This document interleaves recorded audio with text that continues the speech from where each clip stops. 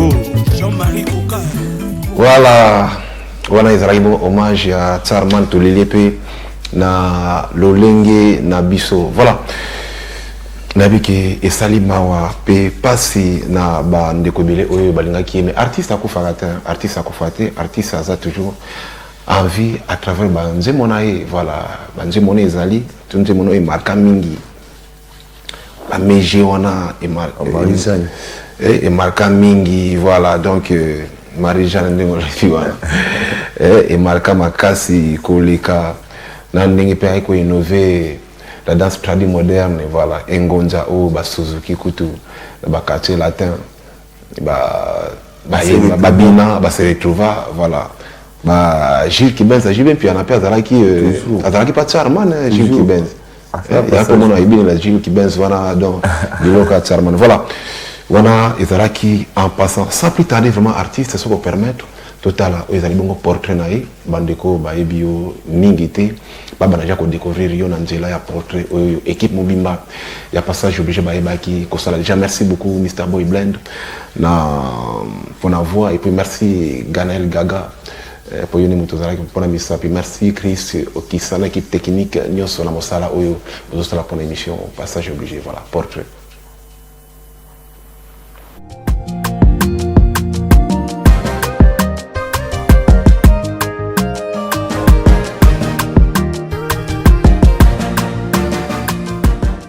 De son vrai nom, Ikomba Botosia Aimé alias Rabbi Ershwag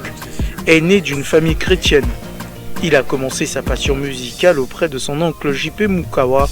vendeur des cassettes radio dans les années 93. Cela l'avait permis d'écouter la musique de tout genre.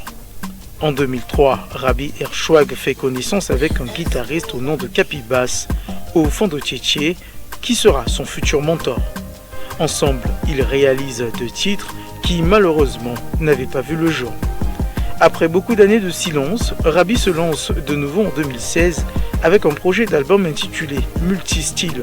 2 ans après, il sort le single Munda au rythme folklorique, un titre tiré de l'album Multistyle. En 2020, Rabbi Ershwag va sortir le premier générique de l'album Multistyle. L'artiste est toujours au studio pour les préparatifs de son premier album qui sortira dans les jours à venir.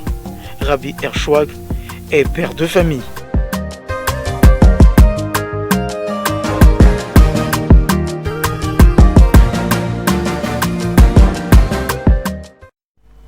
Voilà, wana ezali bon portrait, il y a artiste na biso tozali na ye voilà, yone ko pe ko le na passage obligé ba ki to sala pe kaka boye. Voilà, na lobby ozala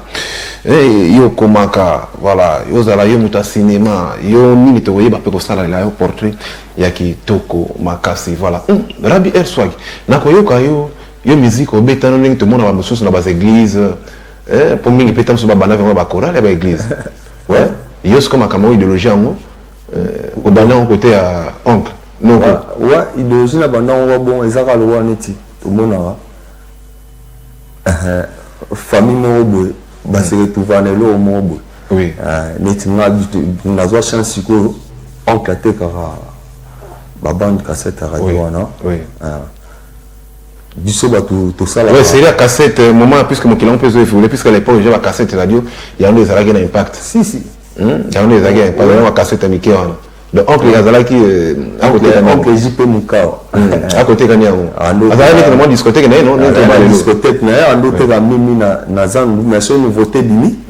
asomba ba nouveauté en moi tant on na ndako donc biso ne ba tout to classe à biloko wana pour nous ba ki noter oui donc on a eu quatre presque la musique est belée est-ce que na trop bourré na ba son au cas Bob Marley ba tout pas n'est-ce que ba papa et ba baloko kanza na au cas bango trop même oui mais na temps on a pétant là au cas bango trop donc épidémie musique est côté là ti na libanda n'est-ce que oncle oya ko sala ce qui moi nzembo bimi bon moi le voté bimi yé azui asombi ango ouais bon bando so ma mimi na ndiaye na ba maison à production monsieur za na ville wana so ba sombi neti so bimi neti ba 14 15 ba so malo belé ba na on ndako ba ba ko revendre on est-ce que ba mo revendre on Mais la maman zoteka azot meka ngopé yo sko zana zo ba dimanche Israël ni ba dimanche traîner ando ça la tête ba que église après temps va église Israël va mois demi fête tu vois musique ezo beta ma fort est-ce que c'est musique e beta ma il faut ba benga il wa danser na bango na ça bon moi pas spectacle moi on appelle na obina pour na tawana vraiment fanatique na musique na biso ya Congo na fanatique à JB Piana pour y pe mutu vraiment aspirant même makambo baswagi makambo belebe JB batana wando be JB Piana pour nando ngande mingi ba beta bakine bouger ba mulolo siko tango na obima mwa libanda na baninga lokola tozala na ba age ya sala orchestre minene te mimi o zambunda boîte ya miliki to kati to tie mo chambre to sala mbunda to beta mbunda ma na baninga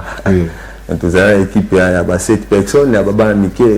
leader na biso ya tonton biso to ya ba simple chanteur animateur on a ba reki ba matondo ba nini wala sola moment là ce que vous savez orchestre na bina bana mike voilà bon composer banjo ni no nimba biso to anoza sala zonga mama yo basi stava banzi mo mimi beta mala matanga ya biso to ando yemba to ça ba chant vraiment ya biso mo il doit les arrêter baté basa la chanson de ni putain na makolote donc nous ça là ba interprétation ba chanson ya veillé wana oui maintenant moi ninga no oboza eza na bangona mingi pe ba continuer à la musique lokola yo boy tonde te na rara masa na mo to ando travailler parce que to mo travailler na Brazzaville mais il est comme ni comédien ba misusu ba changer wanjela bon eza pe na misusu ba kufa oui ngandika ni mutu na 6000 wa benele oui parce que mon histoire na bino et rappeler un peu histoire avec sa musique Extra musique à Zangoul, Baro à l'époque, Herba Bandi, na Bagigi Fall, Badjure Lomba, SP Bass, Bango Bazaki na Bango Batu. Il y a Bamatanga, Koyemba na Matanga, Baso interprété Banjima Bawenge, Banjima Bazaiko, pour Bango ba inspira, Zaiko, Langa na Wenge, Bango ba inspira extra musique. Mais sauf que Bango ba évoluer à l'élo. Il y a un peu na Tunaki, ceux qui bandi, kono Obozaki na Bango Ilongo, ceux qui mais nous on va comédien donc problème et zalité voilà qu'on a ezalaka lokola musique moko ya bavanti mais moment ils ça là mon parano babando silikate apparemment ceux qui étaient en l'école té toi nous attend que l'école ouais ça bilo mo toi nous ça on mimi na vacances nécessaire un peu bo outil na bino l'école bo ça va devoir au petit ballet après ballet c'est ngagea moi ambiance wana musique bo beta bo répéter même na pourquoi journée monsieur dimanche vous appelez à temps vous jouez peu moi spectacle de Mickey dans la quartier mais vraiment beaucoup me sont était musique et c'est mais ok voilà mais kolongana ce que okutana kina kapi bass wana azana kapi bass wana ala maître nanga eza logo oyi mupaya ba mutalaki sa onzela ezai dans les années tingai na kapi bass ba na fonte ba ebi na papa luboko ba ebi ke makambo na oloba avant na kutane na ndoko mabashana ngai mais na oyiba te chanson e oza ndenge nini na oyima na gamme ndenge nini na kiyende ga te il faut na benga kapi maître ndeni nga moi il faut to travailler na yo boye na pe na mo bilo na nga na salaka ya po ya veno ya parler ya pe na parler aipi na lindanda be bon ndeni wandi opesa epe to wandi bosser to zo epe moi le temps en tout cas jeune on place aux kapi basse merci à toi et dans à toi dans monde musical et ça l'a bien moi malgré to zo chance aussi ça des titres to wandi préparer na Fafida on te rendira ba j'ai ya mbongo banini na ba santé on a aucun kinya na vandi boye na zongi lisusu na vandi sous silence na zoza mabulte na sa orchestre toni mais épidémie musique ezaka ngana kati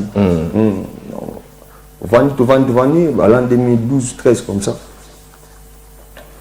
esprit ma musique est ça veut dire neska mikoba la musique ekotai tout et remobimisa makwanza tango remobimisa makwanza yango esengi na sala na omoni baso ba professionnel taka neti batiki ezalaka obani la première deuxième troisième oui akuta siko na visa machine akuta na beret rouge ba edengai to beti bango sko apport na bango epana ezala nini yango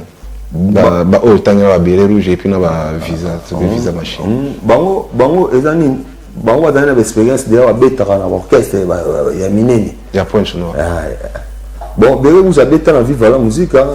nani visa machine abeta na Mbutalikaso oui donc bazana déjà l'expérience wana déjà le wanga pe na oluka na kota vraiment l'expérience wana il faut na iba su bango maele oui de travailler na bango pendant 2 ans 3 ans to kota studio amoni il faut na luka si moi ya moi okola fait papi solo bofonge la kuta suna ve atikeli nga pe moi lisu manzaka abakisinga lisu maele mais tozaka na beret rouge mingi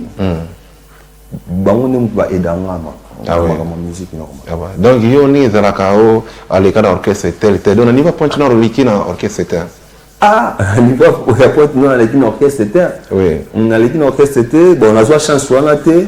oleka na orchestre ya bandeko mususu wana na joie chance wana te chance onga na joie kaka ya koza chance lingelo banini obano lingate ozomona ba orchestre ngo ezala na avenir te ou nini te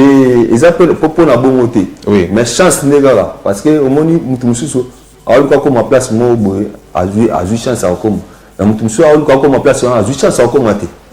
neti nga azwa nga chance te mutu mo amema yo to boye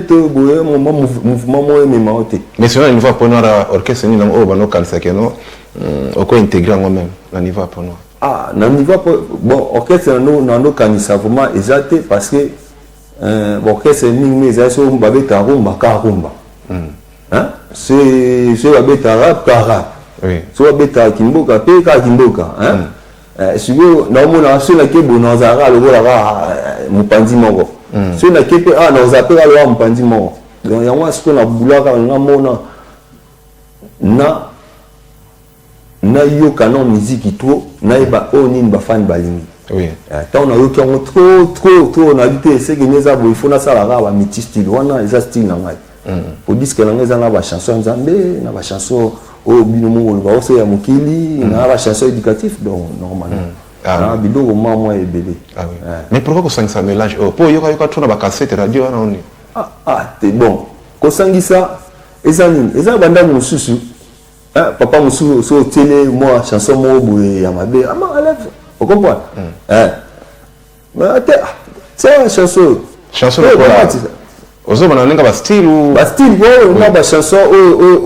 et le bon mabe ba chanson ba parents ba boya oui après ça ba son mususu eta mato il passe oui ba son mususu senti que ozu pe pongia donc yango na monte il faut na ça en style na ngai mais style c'est peu moi rap et puis moi décalé pour bateau va décaler tant que décalé na bon na à se retrouver wa gumba peso ya yoki gumba à se retrouver au peso qui a R&B rap donc il faut pas se retrouver pour na swag musique nouvelle voilà déjà na rumba lubai déjà batu ba peso mo inspiration za batu lokola ba jibi mpena mesco bandi moni tu ba style lokola ba hip hop wala moi ba rap na banana ba inspira kuna hip hop net ça na yoka Tupac trop oui na yoka la fouine trop na yoka ba Notorious na yoka ba Snoopy Dogg na yoka ba Dr Dre na yoka ba trop même taka ngamo so Jasmine Laska obino binga Laska sugo na yoka ba trop même temps ba oncle ba ndotsa ba sede ba ndoko po anteke surtout yoki to oncle tselanga Michael Jackson mo temps ba tia ubandi fondé pe le wa Michael abina donc na yoka ba trop même na yoka ba trop si les autres n'ont pas bon pour les fanatiques à musique ok voilà merci déjà na multi style na yo en 2020 obinisi mbonda mbonda nasko bokoko ndenge roga bokoko zo ni ça na biki rola ukombi les la pesembote voilà et là bokoko obinisi mbonda pour nini mbonda bon mbonda eza logo neti babo tonga ndaku ba mo likolo te baba na ndaku na fondation siko neti ngai na banda koyemba na miziki na mbonda. En plus mbonda neti eza na ezelo mogo ya bakoko. Oui. Hein?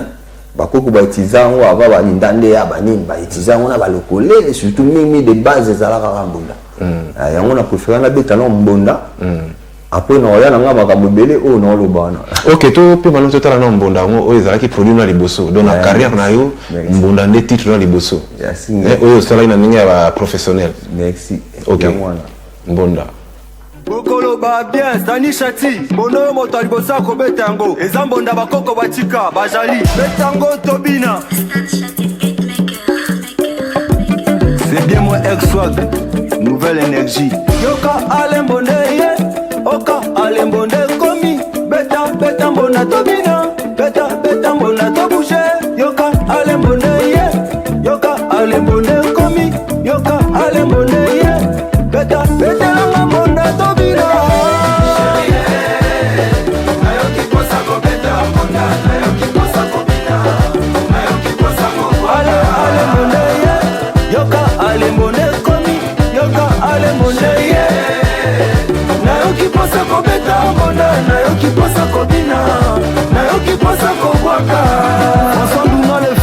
Les boss Paul V, président Koumé, Moussa le ministre des femmes. Soirée à l'élo na kobi manani angaye. Weekend à l'élo na kobi manani engaye. Chéri memela ngambona na yo kiposa ko beta mbunda. Chéri memela ngambona na yo kiposa ko yemba. Axel Alistar. Bina bina bina, ona danser. Ona bina bina bina, ona danser. Danser et te côté. Kangali puta tobina maringa.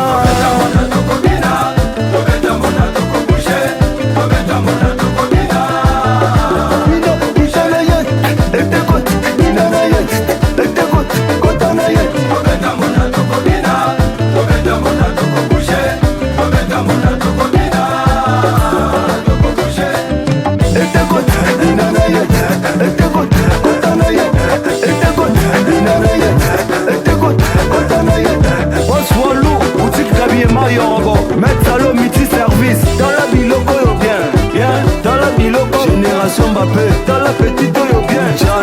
Azobina zotala te merveille azobanga mikolo te azobina zotala te oketo na ye vola hydraulique azotande bapalpi bagene bazwi panique dans la biloko yo bien Yannick Bola zisilana na ye Sergi Baka bakelanga ye Jemesi Mbokal memala mboka dans la biloko yo bien dans la petite yo bien ça c'est la meilleure façon de voir. Chérie, nayoki posa ko beta mbonda nayoki posa ko bina nayoki posa ko ale mbonda ye yoka ale mbonda komi yoka ale mbonda ye nayoki posa ko beta mbonda nayoki posa ko bina nayoki posa ko. Voilà, merci beaucoup. Mbonda Rabi Erswai nabike Mbonda Nzembo Mbonda déjà ça allait bien vraiment mon commandant Ibara Apollinaire moi nanoye na pesio mbote isika ozali na bosa pété Mama Fatoumata la sénégalaise qui se respecte depuis les grands marchés mère Fatou na pesio mbote balobi lelo vraiment à partir de lobby bana Paris vraiment bana poto bana Paris na France kuna balobi lobby ndeko nyoso za amour à livre ndeko oyo lingi kotanga ndeko oyo lingi culture voilà tokuta na bongo lobby vraiment na Paris kuna na Amiens na France na Amiens c'est comme ça la vraiment qui toko makasi to za la bongo na l'écrivain les scribe James Willy Gasson vraiment lobby à cause de la présentation il y a livre naie et puis vous allez bon séance il y a ba dédicace déjà livre comme on a voilà tirer les couloirs de la mort voilà le tous allons vous allez bon présentation et puis séance il y a ba dédicace bana poto information la bino il y a on est plus déjà profiter pour souhaiter bon séjour na kulutu na ngai l'honorable Fred Mamona depuis Paris kulutu il y a eu vraiment il y a on a séjour malamu na mikili il y a poto voilà Rabi Air Swag toki mbunda toki na yoki na multi style ango l'air moko bokoko l'air moko moi rap l'air moko est-ce que vous assure que ba mélange à bon parce que déjà dans exemple à Ruga ça kaka akina on a vraiment authenticité mboka eke mais yo mboka ba mélange on a quelque part normalement ezanine ba viro gana bango déjà ba yoka bango to aosa ata ya olo bata mboka mo mélodie ba wala bango to siko ngai suo tawaka na simalanga na mutute tant on sa elo wana na ebike o izo na kati na bango na kati o etikali wana eza ba style kekaka boye netika na auto solo na mais siko mbonda na teki nga net na bina mbonda na koti suna rap na style wana na koti rap na style wana esalinde moi chanima po bayo ki on na suka te ba yoka bien ceux qui va télécharger na YouTube band oui ils en rap tu as une animation chantée ouais pourquoi on peut retrouver personnel talaka artiste comme Kamotoloba artiste à Kouvate na monde ça idora kuna ça idora et puis besoin qu'il ait temps au travail makasi surtout est-ce que agina deuxième vague on a le bien ba Doumer wana ba soliste il est pas agina vague wana net na utolo ba bino il faut na sa animation rap il faut essayer que batumo au bazan na domaine nango ba l'action nzela net na kutana sa idora na akutampela wa masa na mususu na savoir na ngana ya bango ça va déjà ok l'élopi vous allez bon on a projet à album na yo si comme on multi style donc PSPK album comme multi style donc pour la score le but de retrouver un dimanche on a souvent on se retrouver moi babilo nzambe to se retrouver pe babilo na bino le bakao et mimi ebeta mara na boîte monsieur ebeta mara ndako na monsieur ebeta mara banzela au musique en mode arabe on se retrouver bilo ebele mais là quelque part tu peux mélanger musique en jam maintenant au sarana isa obina nyonso so kanisa nzambe te bébé là mukolo kufa unzambe otu na osala yenga nini otenga musicien na embela basi kutu banini yo embela basi ubonga nzambe na yo na sali yo na embela ngani bandeko bando landa yo balingaki wana olobela bango nini c'est ça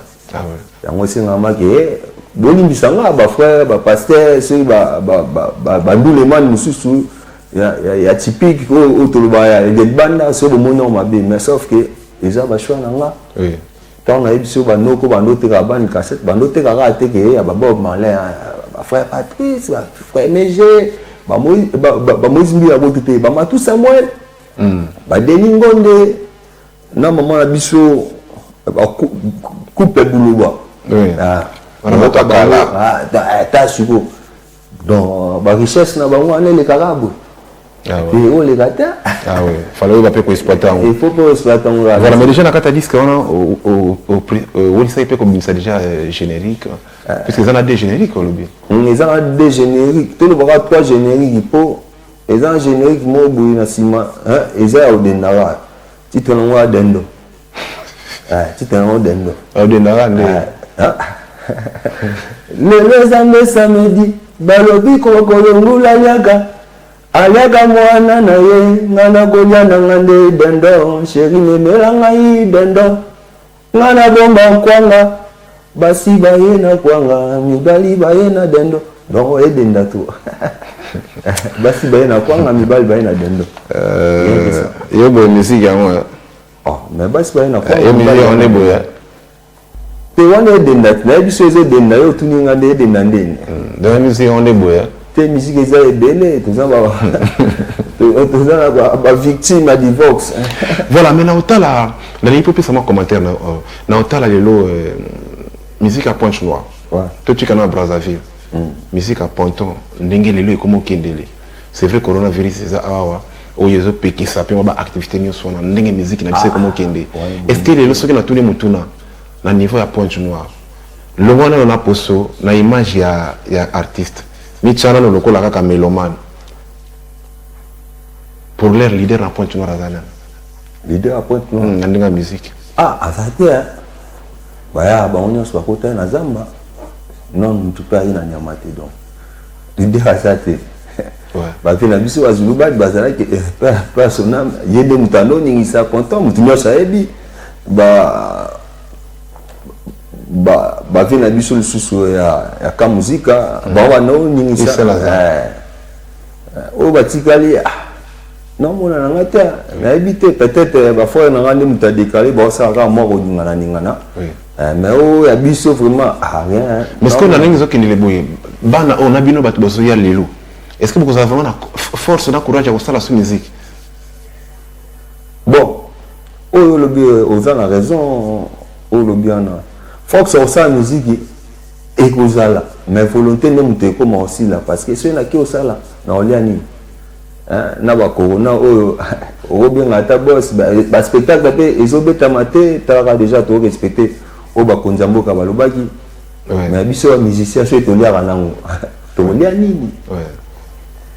eloko mpe sikoyo esalama eloko ya te changement ma eza te eloko ya bien performe esalama eza te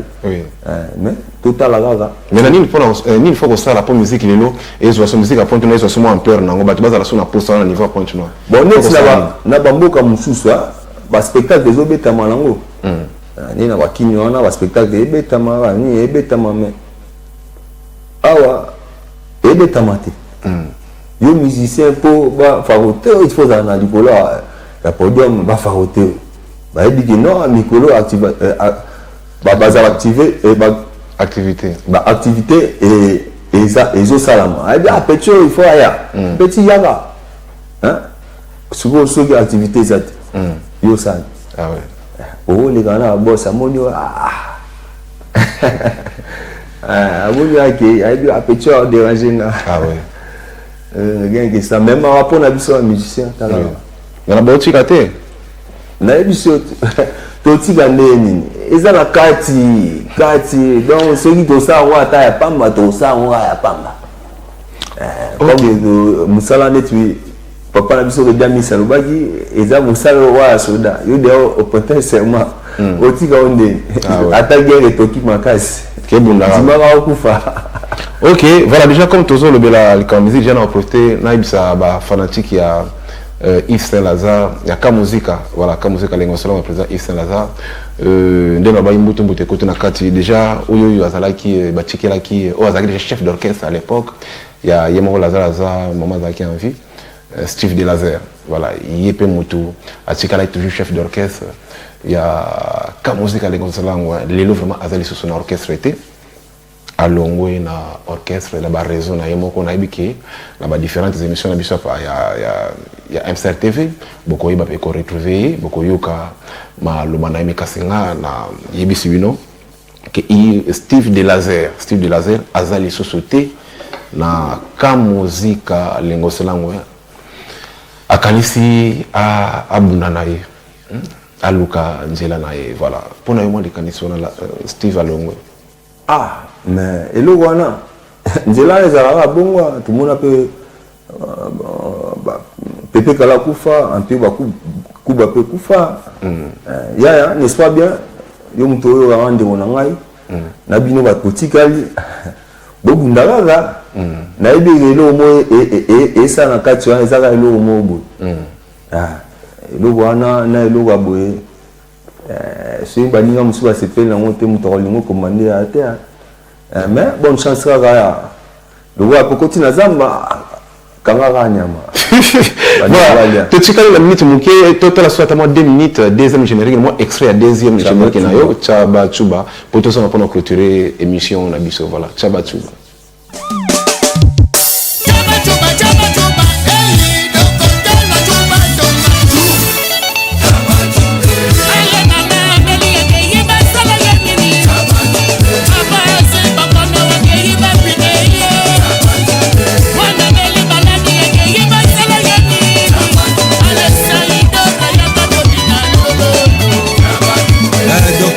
Ndadi le teta tuba bango tonga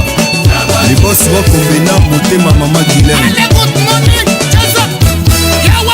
kotisa tiki DJ pepe na ngai kota na piste tobina maringa tokota na piste tobina maringa bina mutu ashina ndenga baluba kapika pinga mamu national Exxon aza mwana ya nzambe Rabisha Raga mwana ya nzambe CJ est pour nous qui sera contre nous tant pis pour les gens on s'en fout yoka zapachu bachu bayoni bachu bokelo basket yoka na bisha na bia uwanza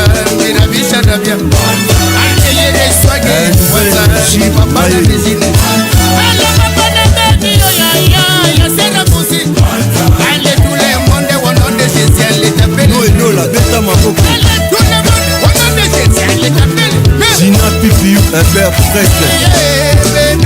Simaye Talanga Bena Bebe Simaye Levin Djaba Ale Talanga Bena Nana Tevi Konde Ala Mona Makambo na Mwano Espace La Colombe chez Boss Medi Francky Sekia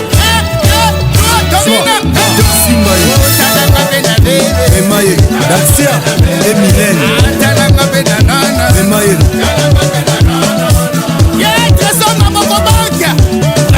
Mama Ida, motema ya papa aimé Christelle Ngasaki, Shelly Chapat, Samantha Mama Nerwan Bokono mosusu esilaka na komprimete esengaka intervention ya tunga boya pa rc akatima bino tunga so position bachuba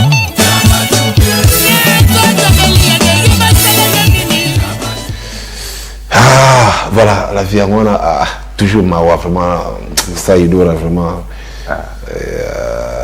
pas mal pour le commandant. Ouais nabi bana mfuba moni susu animateur na bango ça bango susu passé voilà Rabi Airstrike et Zamakamu on est à deuxième générique il y a première et premier générique voilà il y a multi style voilà donc maintenant sortez dans moins ça quand normalement il faut dire le 14 février 2022 ah oui normalement. Ah ok. Tous on a studio, tous bosser, tous travailler. Est-ce qu'on a bisu net sur le week-end? Ah dernier ok gaboté. Tous on va chanter to kenda rabo. To quelque vraiment rabo et pour ba moi identitaire origine ya ba style wan. Ok, voilà Rabi. Ceux qui m'ont le basou que peut ba message parce que t'as bisu ya mwana ekoki. Ouais, le basou que zara pour na lelo quoi. Ba boss pour soutenir Swaga. Na pe na mawa na famille aina na présenter ba mawa nanga na ba trésor aina loboko la benga loboko Alpha mama Karo vena Kevino boza na kimia petit na fololo na bo sanité il est donc boss il est Christian Coiffure donc ba wa bandeko nanga ba edanga mama chérie mama na NLC on a prêtresse anyama asola tokos Stella Stella Kibolele nyama wopola Mama Jenny motema ya Pasteur Chibo wana beau frère ah ouais toza na Mama Sananga Daisha vrai chéri Papa Dino Nono Katelo Axel Aljabi na Kini Alstar Ibrahim et condoléances na pesi ya mwana Damas wa docteur petit nanga tekela biso bakisi badini ba Ibrahim Lisusu et hakisi ka manganga oui parti pelasi masa ning kaka yangwana bo aider ka Swag musique tous en studio numéro nanga yango eza 05 544 17 23 bandu gezara toujours ok beta merci beaucoup na bantibal. Merci beaucoup Rabi Airstrike, mais déjà bonne chance merci. Dans l'album non multi style. Merci de ce sounding au répondre présent. Voilà, déjà bandeko émission oyo il y a on est peut-être au tala ce dimanche parce que déjà MCRTV tout ce bon c'était la binokaka. Déjà après faut na le belango puisque déjà à partir il y a lobby samedi le tour vendredi, voilà. Lobby samedi dimanche lundi ba travaux ba kasi et constat ma biso ba tout ça va émission direct donc on a salé le il y a un nombre de collègues sous dimanche voilà merci déjà dans Alexis l'ami du blanc bana Saint-Jean Dimo bana Saint-Jean Dimo bana ma ile makasi na paka mokaf voilà Melody Pressing encore et toujours Merka Pambakele Mbo TV vraiment la pression Mbote mère nangai la pression Mbote na bosani pété mon frère et ami de Mokuse na douane ba ba photocopie et Belé Yann Arao Emo les managers producteurs les plus crédibles puisque la crédibilité elle-même na bosani pété mon frère Dif Fly depuis Abidjan Dif Fly les managers responsables na Pesio Mbote Ebele. Voilà, merci beaucoup Franck Bi, merci encore Rabi Erswag, merci ma personne, il y a MCR TV Ponton FM Balobi à partir de mardi et MCR TV son Wapi.